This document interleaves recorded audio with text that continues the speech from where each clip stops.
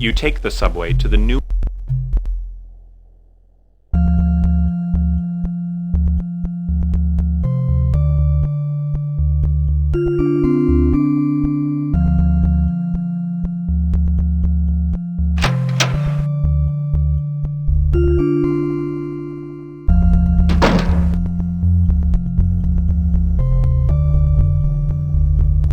You walk down...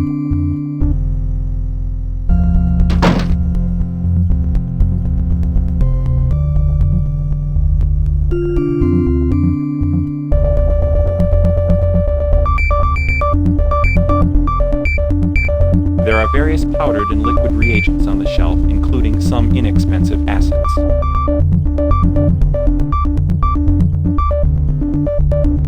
You pick up a bottle marked HCl concentration.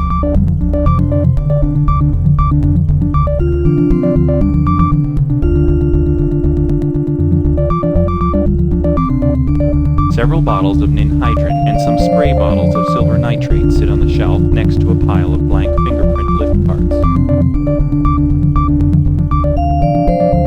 A small droplet of water flees from the spout's rim.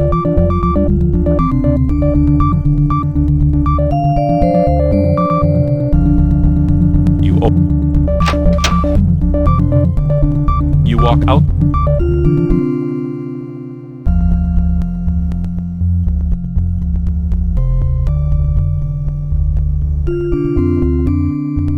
The door to his office is locked.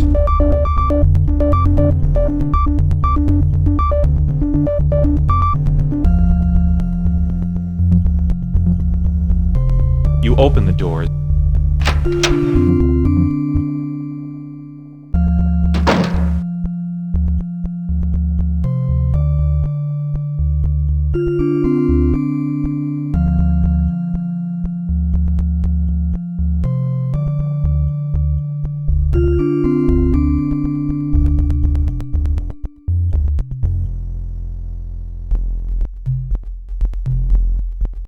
You take the subway to Noxitech Imports. This can't be true. Victor Ambrose? Well, I suppose he is way too charitable not to have any hidden motives. Oh, come on. I'm accusing Victor Ambrose of bribing a pharmaceutical company. Well, maybe it was someone in the shadows of the Ambrose Foundation, like an employee who was trying to mislead Victor. Nah, he didn't get as far as he did by being stupid. But why would he risk his company for these mass supplies of unstable drugs? And what about Frankie? Or what was left of him? Must be really hard on Jessica, although part of me wonders why. I mean, he was such an abusive asshole. As tough as things seem to her now, I definitely think it's much better for her in the long run. Let's see what I can dig up at Noxitech. Perhaps Barbarelli could help me if I get in too deep. I feel really bad about blackmailing him, but what am I supposed to do? He's directly preventing me from solving this mystery. If only he wasn't so damn stubborn. Still, it's not the first time we've been in this situation.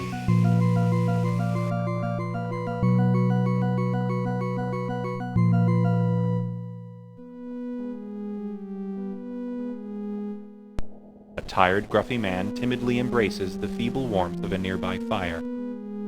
He doesn't seem interested in it.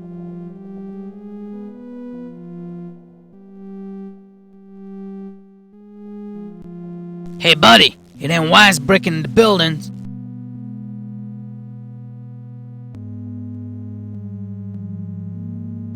Sure, pal.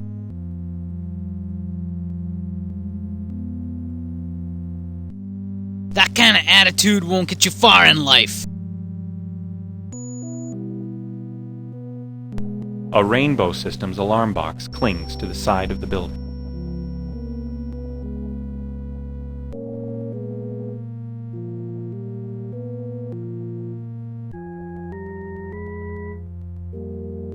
You lean close to the alarm to get a better look.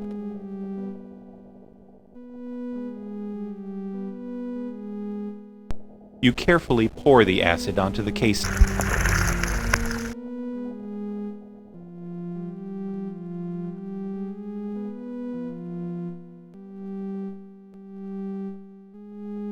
The wire cuts with a quick snap.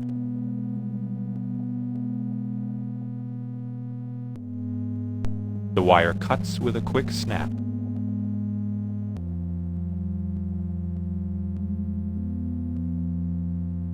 The wire cuts with a quick snap.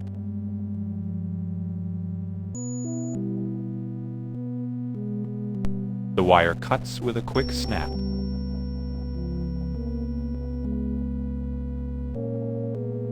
You return to the sidewalk.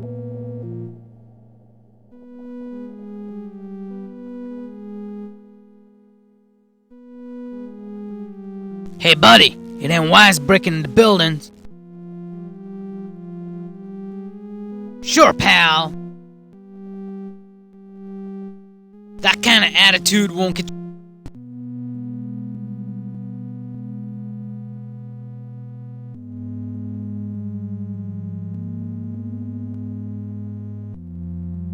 Now you're talking.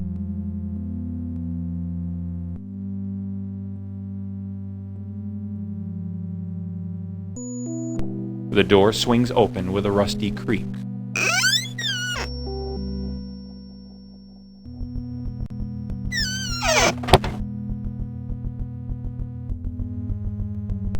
A blatant biohazard sticker marks the lid on this container.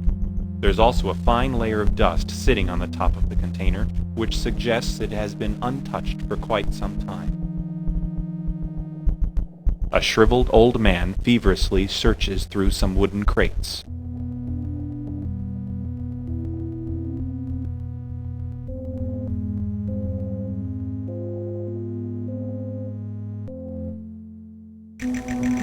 It has to be here. Where is it?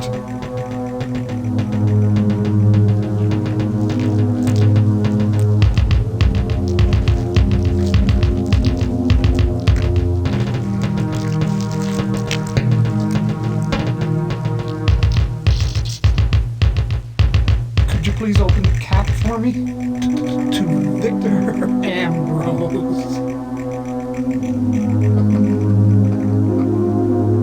Thank you. I needed that for my nerves. Is there anything I can do for you? He's not the humanitarian everyone thinks he is. Look, all those donations are nothing but fronts. For every act of goodness, there's a personal agenda attached with it. I know because I was head of Project Emmers, a project he personally funded and eventually abused. I hypothesized that you could alter brainwave patterns through chemical induction. No one wanted to fund my idea, or at least until Victor came along. He fully funded the project and gave me complete control. Well, in the beginning he did. My staff and I thought that if we were successful, Victor would use the findings to stimulate brainwave activities in the retarded. It means they could gain the intellectual capacity they were always meant to have. But when the work progressed, Victor made some very odd requests. He asked to have the drug not only increase their mental activity, but their bodily strength. I was so wrapped up in my progress, I never questioned his strange request or his motive.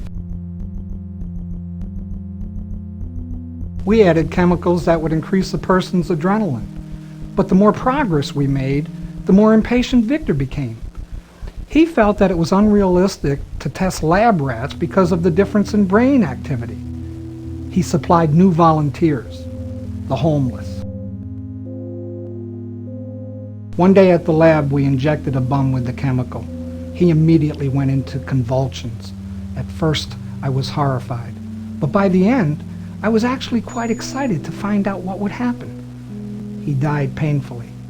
After a while, I was no longer bothered by the inhuman experiments.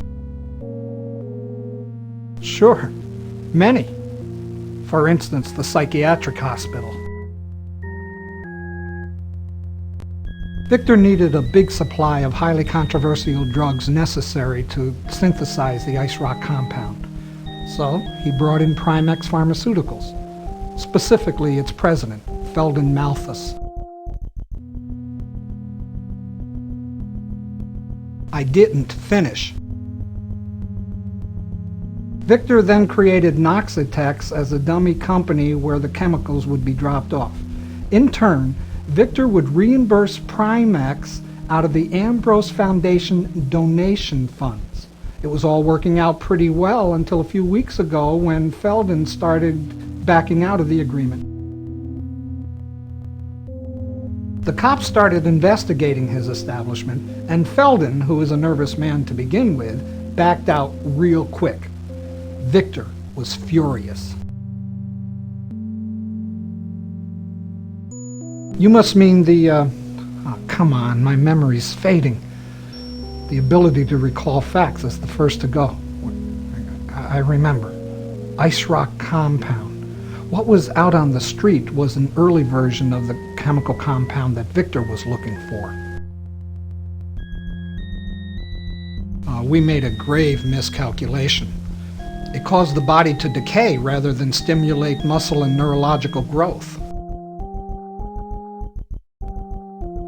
When the compound was tested on the hospital patients, they reacted positively to it. They became physically stronger and more mentally active. That eventually led us into a way of influencing brainwave patterns. What surfaced soon after was, With enough manipulations of their brainwaves, Victor was able to make them do anything. Anything. Hit themselves, run into walls, you name it. But Victor needed an ultimate test of control. So he ordered one of them to slit her own throat. The patient picked up a knife and slit her own throat without so much as blinking. It really scares me to think about it. Victor felt that the Ice Rock compound was ready to be tested on a larger scale. The compound went into production and was released on the street about 3 weeks ago. Now at first the drug really caught on. All those who experienced it got hooked. 2 weeks ago, bodies started turning up in the city decayed. The drug had somehow caused adverse effects on the people in the street. No, that's what's so baffling. The retarded patients had positive reactions, while an average person reacted negatively.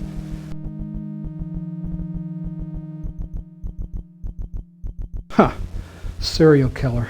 I wish he was. Then at least I wouldn't be responsible. There's no killer. All these slash bodies are caused by the offsprings of our experiments. A week ago, one of the mutated patients had a neurological breakdown and escaped. He must have had a major increase in endorphins because he had enough adrenaline to rip through the steel-barred cell. He ran into the lab that I was in. He trashed the place. He threw me into a rack of concentrated ice rock chemicals.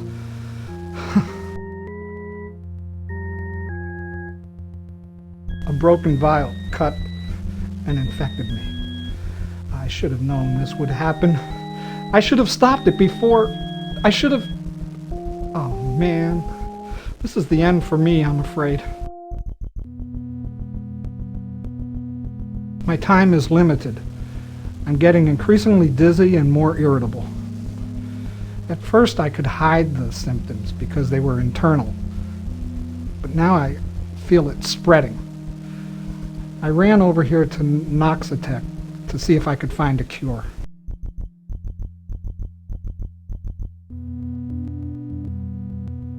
It seems like a foolish idea now, but I thought just maybe they would leave something helpful. But there's nothing here, and now I'm mutating into that goddamn killer. All abusers of ice rock go the same way. Eventually, the adrenaline increases so much that the hydrochloric acid in the stomach erupts and eats away at the lining. Soon all the organs are destroyed. I wouldn't be surprised if the escaped creature dies by daybreak. Exactly. The acid eats them clean. That's going to be me soon. It was never supposed to end this way. I was supposed to be helping the disabled, for Christ's sake. Oh Oh, where did everything go wrong?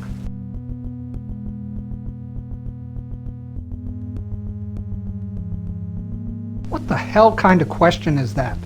Have I ever been there? No. But every day I'm getting closer. Did you hear about the mortician there?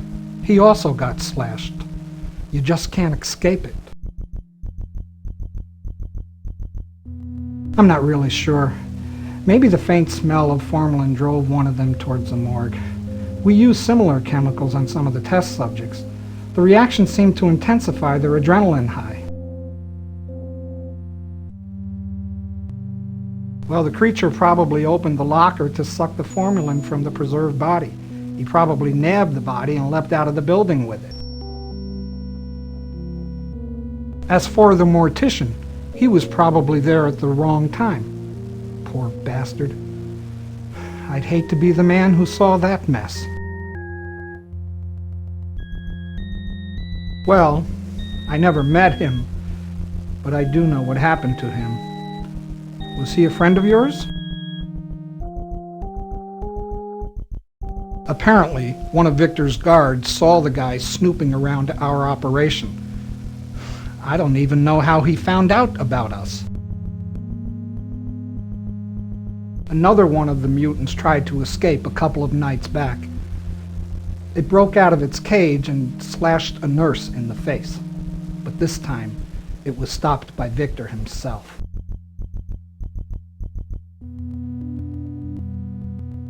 All Victor did was stare the creature down. He didn't even say a word. It just whimpered back into its cage like a domesticated pet. Rumor had it he was ready to talk to the authorities, so Victor wanted to teach him a lesson. He tracked Nick to a park. And from what I heard, Victor's pet dismembered the poor guy like a rusty blender. Fortunately for the rest of us, its time expired. Victor's impatience led him to overdose his pet on ice rock. Eventually, the police investigated the rapid disappearance of the homeless. Victor, realizing that he would have to get a supply of test subjects elsewhere, he built a psychiatric hospital. This provided an incredible new supply of volunteers. Many patients came from abusive families who wanted nothing to do with them. Once they were dumped in the hospital, even families who cared wanted nothing to do with them. No one cared what happened to them. After bumping off Felden, Victor shut down Noxitec so that it wouldn't be traced back to him.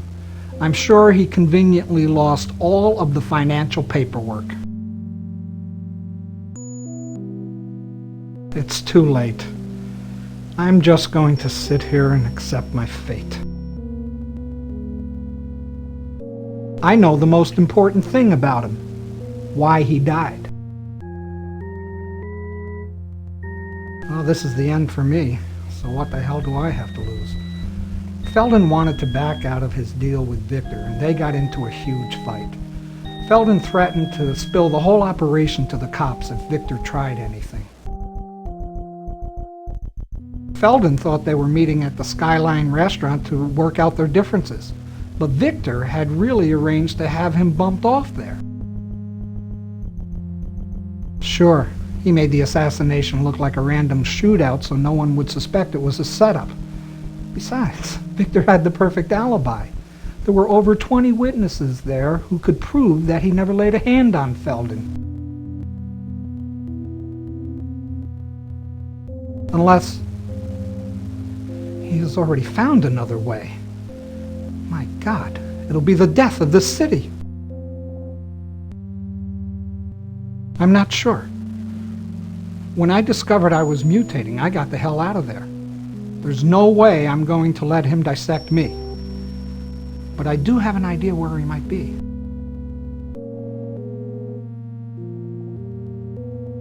Go to the psychiatrist's quarters near the hospital. He might be there. Victor provides residence there for people working on the project. You can reach the underground lab through the basement of the building.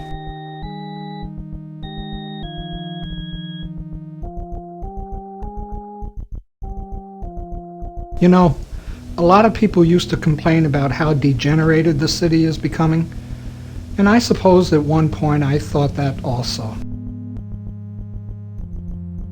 But now I just think how wonderful it was to take walks at night and see how the city lights twinkled like stars in the sky.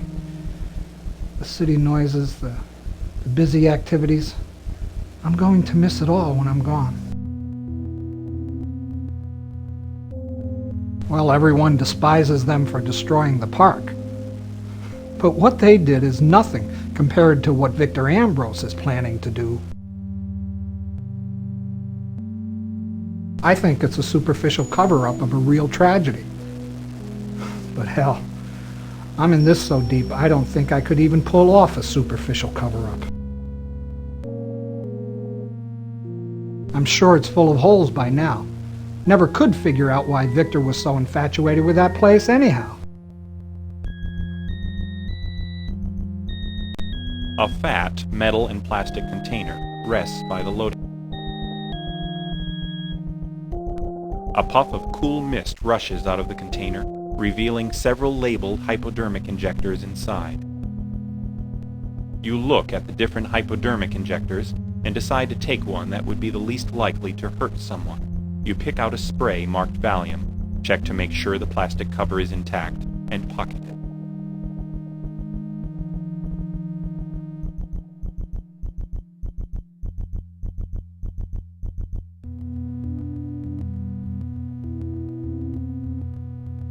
You open the door.